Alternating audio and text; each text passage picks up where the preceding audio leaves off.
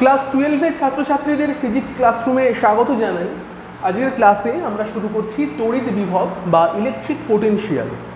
তো কাকে বলে তড়িৎ বিভব? না, তড়িৎ বিভব হচ্ছে যে কোনো একটা তড়িতাহিত বস্তুর একটা অবস্থা যে বলে দেবে যে সেই তড়িতাহিত বস্তু থেকে কোনো আধান অন্য কোনো বস্তুতে যাবে নাকি আধান সেই বস্তুটাতে আসবে। সেটা কে ঠিক করে দেবে? সেটা ঠিক করে দেবে তড়িৎ বিভব এই বিষয়টা। তো তড়িৎ বিভব মেনলি দু রকম হতে পারে, একটা হচ্ছে উচ্চ বিভব আর একটা হচ্ছে নিম্ন বিভব। এই দু রকমের বিভব কিন্তু হয়, উচ্চ বিভব আর নিম্ন বিভব। তো জেনারেলি আমরা কীরকম জানি যে উচ্চ বিভব থেকে আধান নিম্ন বিভবের দিকে প্রবাহিত হয়। কোন আধান? আমরা আধান দু রকম শিখেছি, একটা হচ্ছে প্লাস আধান আর একটা হচ্ছে মাইনাস আধান। তো আমরা জানবো যেটা যে প্লাস আধান যেটা হয় সে সবসময় কী করবে? উচ্চ বিভব থেকে নিম্ন বিভবের দিকে যাবে। ভালো করে মনে ঢুকিয়ে রাখো এটা কি বললাম। একটা ধনাত্মক আধান সে সবসময় কী করবে? সে চাইবে উচ্চ বিভব থেকে নিম্ন বিভবের দিকে যেতে। আর যে নেগেটিভ আধান সে কি চাইবে? সে চাইবে নিম্ন বিভব থেকে উচ্চ বিভবের দিকে আসতে। তাহলে কি হলো? প্লাস আধান কোথায় কোথায় যায়? হায়ার পোটেনশিয়াল থেকে লোয়ার পোটেনশিয়ালে যায়। মাইনাস আধান যে সে লোয়ার পোটেনশিয়াল থেকে হায়ার পোটেনশিয়ালে আসে। এই হচ্ছে মেন গল্প, এবং এই গল্পটা দিয়ে কিন্তু আমরা পুরো চ্যাপ্টারটা পড়ব। এটা কিন্তু মোদ্দা কথা যে এই জিনিসটা হচ্ছে, প্লাস যাচ্ছে হায়ার থেকে লোয়ারে, মাইনাস যাচ্ছে লোয়ার থেকে হায়ারে। এছাড়া আর কোনো কিন্তু কিছু নেই চ্যাপ্টারটার মধ্যে, জাস্ট এইটুকু জিনিস। তো গল্পটা কেমন তাহলে? তাহলে ধরে নেওয়া যাক যে আমাদের কাছে একটা যে কোনো একটা বস্তু রয়েছে, একটা গোলক রয়েছে, ধরে নাও একটা মেটাল গোলক, কিছু একটা স্ফিয়ার। তো সেখানে কিছু প্লাস আধান রয়েছে। তো যখনই প্লাস আধান রয়েছে তাহলে আমরা এটা কী বলবো? আমরা বলবো যে এই যে গোলকটা সে একটা পজিটিভ বিভবে অবস্থান করছে, সে ধনাত্মক বিভবে আছে, ধনাত্মক বিভবে আছে এই বলে না। তাহলে সেই প্লাস আধানযুক্ত যে ধনাত্মক বিভবযুক্ত একটা গোলক আমরা পেলাম, সেই গোলকটা যে ধনাত্মক বিভবে আছে এটা আমরা কি করে বুঝবো? আমরা তখনই বুঝবো যদি আমরা এই গোলকটার ধারে পাশে আরেকটা কোনো গোলক রেখে দিই এবং সেই গোলকটাতে এখানে যে সংখ্যক আধান রয়েছে তার থেকে কম সংখ্যক আধান থাকে। ধরে নাও এখানে যদি 5টা আধান থাকে, এখানে ধরো 2টো আধান রয়েছে, তাহলে এর বিভব কম হয়ে গেল। তাহলে কি হবে? আমরা যদি এবারে এদেরকে কানেক্ট করে দিই কোনোভাবে, তখন এই প্লাস আধানগুলো কি হবে? প্রবাহিত হয়ে এই নিম্ন বিভবযুক্ত গোলকের দিকে যাওয়ার চেষ্টা করবে। এরকম জিনিস আশা করি তোমাদের মনে পড়ছে, কারণ আমরা যখন তড়িৎ ক্ষেত্র চ্যাপ্টার পড়েছি সেখানে দেখেছো নিশ্চয়ই এইরকম কেস হয়েছে। এটা কিভাবে হয়? এটা কিন্তু আধানের সংরক্ষণ নীতি মেনে হয়। মানে ধরো একটা গোলকে 5টা আধান ছিল, একটা গোলকে 2টো আধান ছিল, তাহলে একটা গোলক থেকে আর একটা গোলকে ততক্ষণ ধরে আধান ট্রান্সফার হতে থাকবে যতক্ষণ না পর্যন্ত দুজনের মধ্যে আধান সমান হচ্ছে। মনে পড়ে? এরকম জিনিস কিন্তু আমরা পড়েছি। মানে এখানে Q1 আধান ছিল, এখানে Q2 আধান ছিল। কতক্ষণ আধান চলবে? যতক্ষণ না পর্যন্ত দুজনের আধান Q1 + Q2/2, মানে এদের অ্যাভারেজ পরিমাণ আধান সমান সমান আধান যতক্ষণ না হয়ে যাচ্ছে ততক্ষণ পর্যন্ত কিন্তু এই আধানটা ট্রান্সফার হবে। এবং আমরা দেখেছি কি? আমরা দেখেছি সবসময় বেশি আধান থেকে কম আধানের দিকেই জিনিসটা যায়, কম আধান থেকে কিন্তু বেশি আধানের দিকে যায় না। তার মানে কি হচ্ছে?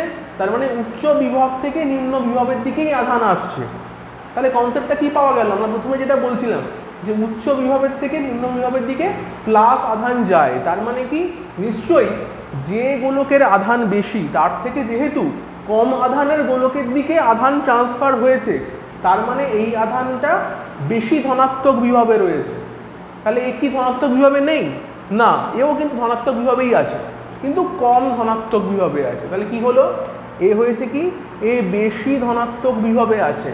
আর এই যে গোলকটা যার 2টো মাত্র প্লাস আধান ছিল সে কিন্তু কম ধনাত্মক আধানে আছে।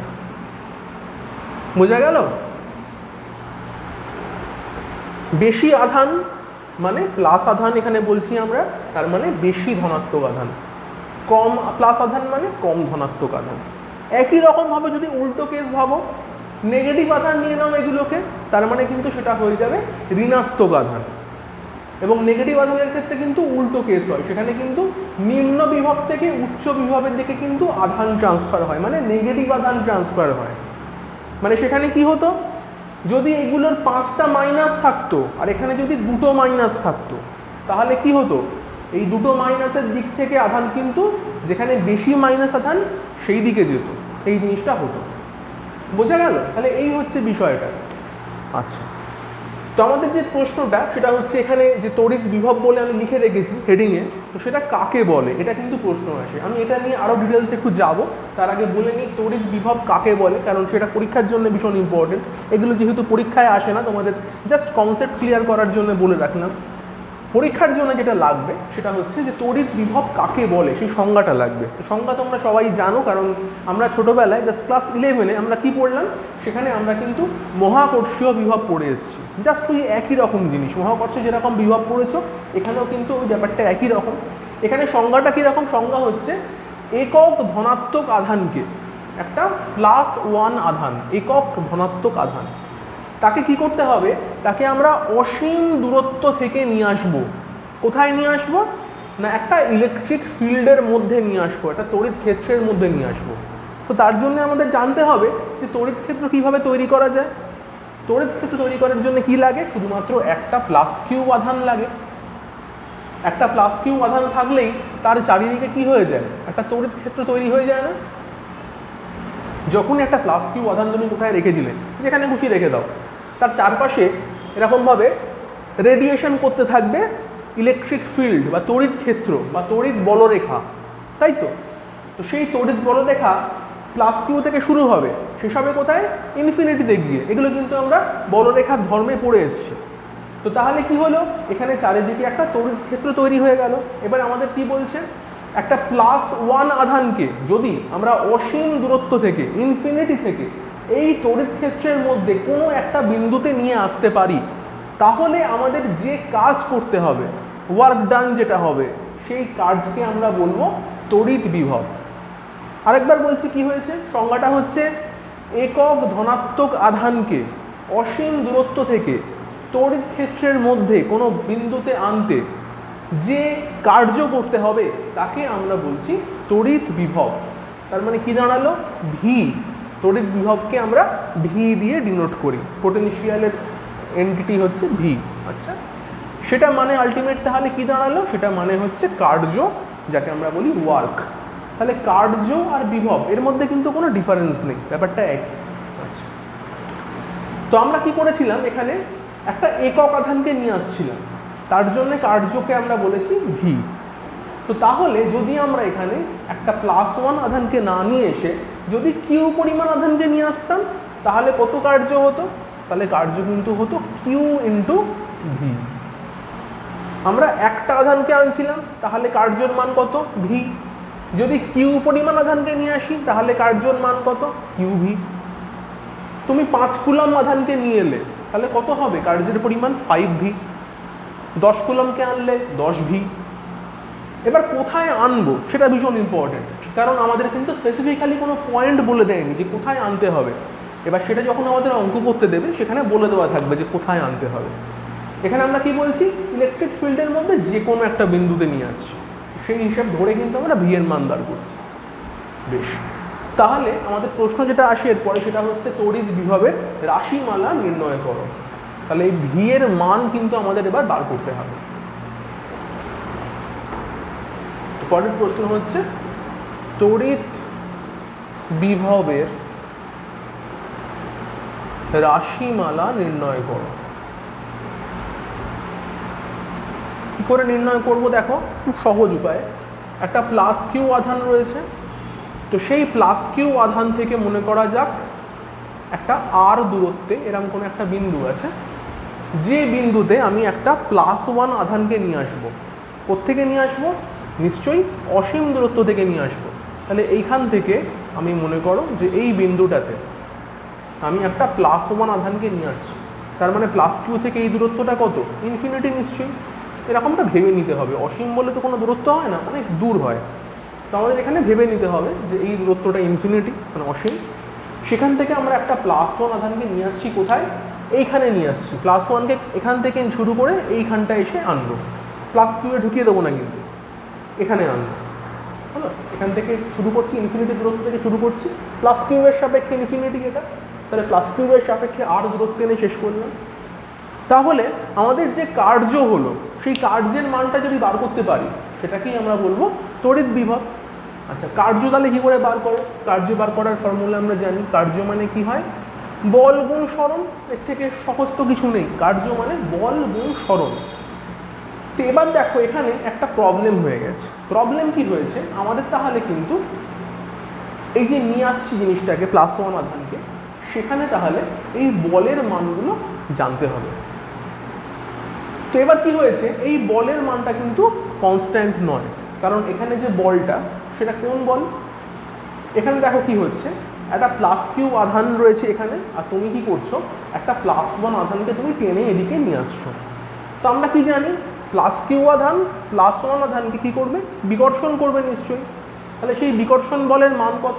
সেই বিকর্ষণ বলের মান কত আমরা আগের চ্যাপ্টারেই শিখেছি। বিকর্ষণ বলের মান হচ্ছে 1/4πε0 কিউ ইন্টু 1 বাই এই দূরত্বটা স্কোয়ার, এটা আমরা শিখেছি। এটাকে আর লিখছি মানে ভেবো না যে এই আরটা লিখেছি, এই আরটা ডেফিনিট। আমি আর বলতে এখানে আরবিট্রারি যে কোনো দূরত্ব বোঝাচ্ছি কিন্তু। তো খুব ভালো হয় যদি আমরা এটাকে এক্স বলে লিখে নিই, এক্স স্কোয়ার। এক্স হচ্ছে যে কোনো দূরত্ব, এই প্লাস কিউ থেকে আরম্ভ করে যে কোনো দূরত্বকে আমরা এক্স বলতে পারি, এটা একটা ভ্যারিয়েবল, এরম ভেবে নেই। আচ্ছা, তো এবার কি প্লাস ওয়ান আর প্লাস কিউ এরা পরস্পরকে বিকর্ষণ করবে নিশ্চয়ই। প্লাস কিউ কখনোই চাইবে না প্লাস ওয়ান ওর দিকে আসুক, ও চাইবে কি বিকর্ষণ করতে, ওকে দূরে ঠেলে দিতে চাইবে। কিন্তু আমরা কি করছি, আমরা প্লাস কিউকে ওই বিকর্ষণ বলের বিরুদ্ধে একটা কাজ করে ওকে ঢোকাচ্ছি। তাহলে এটা একটা নেগেটিভ ওয়ার্ক ডান আমরা করছি এখানে, তাই তো? বলের বিরুদ্ধে কাজ করে প্লাস ওয়ানকে আমরা ঢোকাচ্ছি। এবার দেখো কি হয়েছে, যখন সে এই দূরত্বটাই ছিল, প্লাস ওয়ান আর প্লাস কিউবের দূরত্ব যখন এটা ছিল, তখন যে বলটা কাজ করবে, যখন এই দূরত্বটা কমতে আরম্ভ করবে, আমি যখন বিভিন্ন পজিশনে ওকে সরাতে সরাতে নিয়ে আসছি, বিভিন্ন পজিশনে ওকে নিয়ে আসছি, তখন এই এক্সের মানটা তো ফিক্স নয়। এক্সের মান কত না, এই কিউ আর এই ওয়ান এদের মধ্যে যে দূরত্ব সেটা হচ্ছে এক্স। তাহলে যখন এই দূরত্বে ছিল প্লাস ওয়ানটা, তখন এক্সের মান যা ছিল, এক্সের মান কত? প্লাস কিউ থেকে প্লাস ওয়ানের দূরত্ব।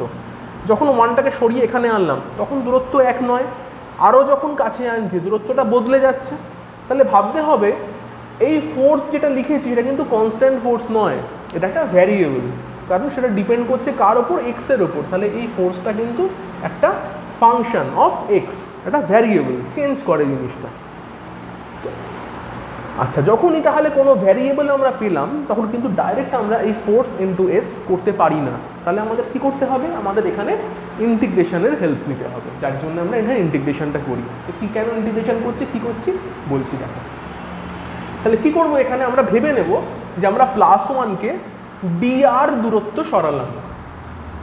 হলো, প্লাস ওয়ানকে আমরা, বা তুমি ভেবে নাও ডিআর লিখছি না, আমি ডিএক্স লিখছি, কারণ এখানে এক্স লিখেছি যেহেতু, আমি ডিএক্স পরিমাণ দূরত্ব প্লাস ওয়ানকে সরিয়েছি। খুব ছোট্ট একটা দূরত্ব, মনে করে নাও যে আমি জাস্ট এখান থেকে এখানে এনেছি, এইটুকু দূরত্ব ডিএক্স, এইটুকু দূরত্ব সরিয়েছি। তাহলে এই দূরত্ব সরানোর জন্য কত কার্য হবে সেটাকে আমরা লিখব ডিডাব্লিউ। ছোট দূরত্ব সরিয়েছি তাহলে ছোটই কার্য হবে না, সেটা কত? ডিডাব্লিউ কার্য হবে। সেটাকে কি লিখবো? সেটাকে লিখবো এফ ইন্টু ডিএক্স, এই লিখবো। তাহলে টোটাল কার্য করার জন্যে সেটা কত হবে? ডাব্লিউ। এটাকে লিখতে হবে ইন্টিগ্রেশন ডিডাব্লিউ। মানে আমরা এখানে ছোট ছোট কাজ করতে করতে এগিয়েছি, তাই জন্যে ডিডাব্লিউর ইন্টিগ্রেশন করব। লিমিট কি দেবো? লিমিট ইনফিনিটি থেকে আর, আমরা অসীম থেকে আর দূরত্বে আসছি, তাই লিমিট দেবো ইনফিনিটি থেকে আর। হলো, তাহলে ইনফিনিটি থেকে আর এফ ডিএক্স, এই হয়েছে বিষয়টা। আচ্ছা, আবার আমরা জানি যে এই যে জিনিসটা লিখেছি কিউ ইন্টু 1/x², এটাকে কিন্তু আমরা এফ না বলে ইলেকট্রিক ফিল্ডও বলতে পারি, তাই তো নাকি? দুটো আধানের মধ্যে যখন কার্যকরী বল হয়, একটা আধান যদি 1 হয় তখন আমরা ফোর্সকে ফিল্ড বলতে পারি, তাই জন্য আমরা এখানে এফকে ই লিখতে পারি। তাই জন্য এই এফটাকে আমরা এফ না লিখে ই লিখে দিচ্ছি। ব্যাপারটা একই, কোনো প্রবলেম নেই, তুমি এফ লিখলেও কোনো সমস্যা কিছু নেই। তুমি এফও লিখতে পারো। যাই আমরা জানি যেহেতু যে কিউ ইন্টু 1/x² হচ্ছে ই এর ফর্মুলা, তাই আমরা ই লিখলাম এখানে, ঠিক আছে। এবার কি লিখছি, ইনফিনিটি টু আর এর লিমিট, ই এর মান কত বসিয়ে দেবো 1/4πε0 q/x² ইন্টু ডিএক্স হলো। তাহলে ডাব্লু কি পাচ্ছি, ডাব্লু ইকুয়াল আমরা এখানে পাচ্ছি, আমরা এখান থেকে q/4πε0 এটা ইন্টিগ্রেশনের বাইরে নিয়ে নেব। তাহলে লিমিটটা কি, ইন্টিগ্রেশন কার করবো, dx/x² এর ইন্টিগ্রেশন করছি, লিমিট ইনফিনিটি থেকে আর। আচ্ছা, q/4πε0 ইন্টিগ্রেশন করলে হয় -1/x, লিমিটটা দেবো ওপরে আর, নিচে ইনফিনিটি। এবার নিশ্চয়ই সবাই জানো কি করতে হবে, এক্সের জায়গায় একবার আর বসবে, একবার ইনফিনিটি বসবে। এই মাইনাসটাকেও বাইরে নিয়ে আসলাম, q/4πε0 ভেতরে কি হবে 1/r মাইনাস 1/∞, ফর্মুলা দিয়ে দিলাম। 1/∞ মানে কি 0 হয় তোমরা জানো, তাহলে আলটিমেট উত্তর কত হচ্ছে -q/4πε0 r, এটা হচ্ছে উত্তর।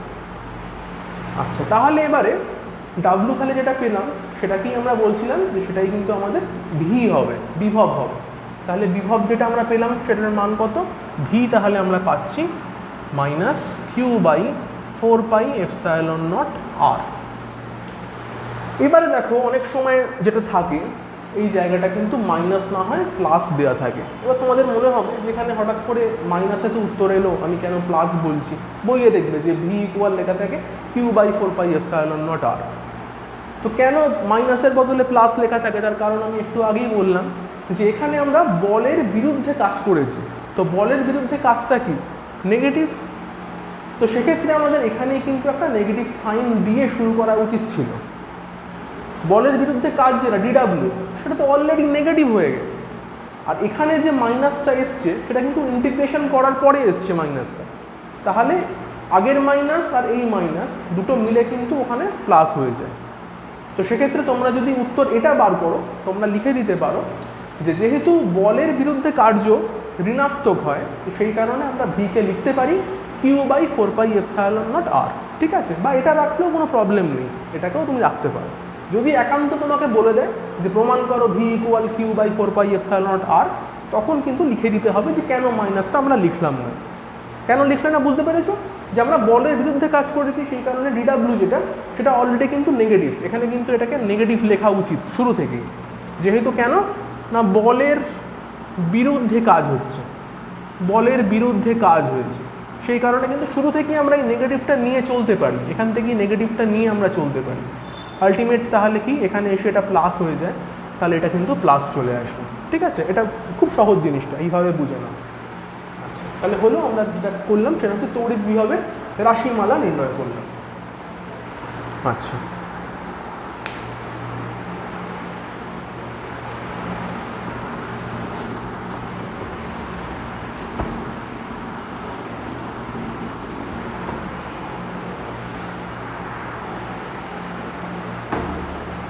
তো তড়িৎ বিভবের তাহলে একক কি হবে, আমরা যখনই কোনো নতুন টার্ম পড়ি তার এককটা জানা ভীষণ ইম্পর্টেন্ট।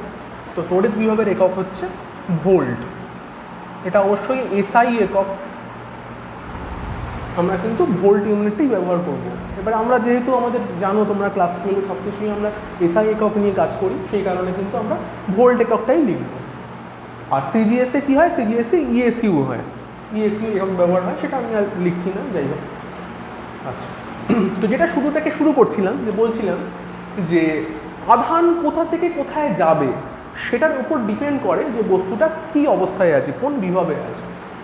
তো বিষয়টা এরকম, আমরা সবসময় মনে করি যে এই যে উচ্চ বিভব নিম্ন বিভব এই কথাগুলো আমরা বলছি, যেমন আজকে শুরুতেই বললাম যে হায়ার পোটেনশিয়াল লোয়ার পোটেনশিয়াল, এটা কার সাপেক্ষে।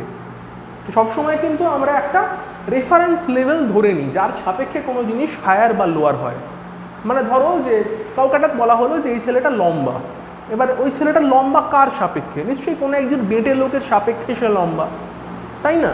মানে ধরো বলা হলো যে অমিতাভ বচ্চন সে খুব লম্বা, এবার কার সাপেক্ষে, নিশ্চয়ই আমাদের সাধারণ আমরা লোক যারা, যাদের আমাদের উচ্চতা মানে 6 ফুট নয়, তো তাদের সাপেক্ষে লম্বা হলো।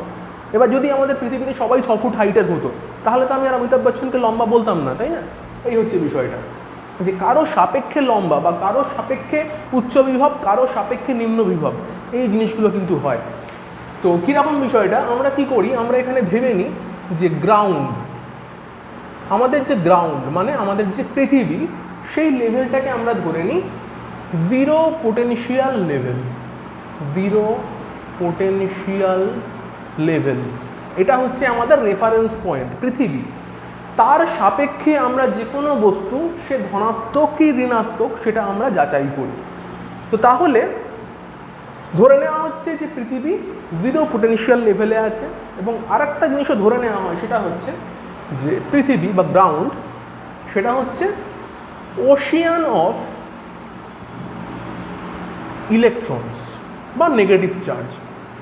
Ocean of electrons or negative charge, এটা ধরে নিয়ে অবশ্য আমাদের কিছু সুবিধার জন্যে, আমাদের কিছু মানে বোঝার সুবিধার জন্য কিন্তু এই জিনিসটা ধরে নেওয়া হয়। কী বোঝার সুবিধার জন্য আমি এক্ষুনি বলছি।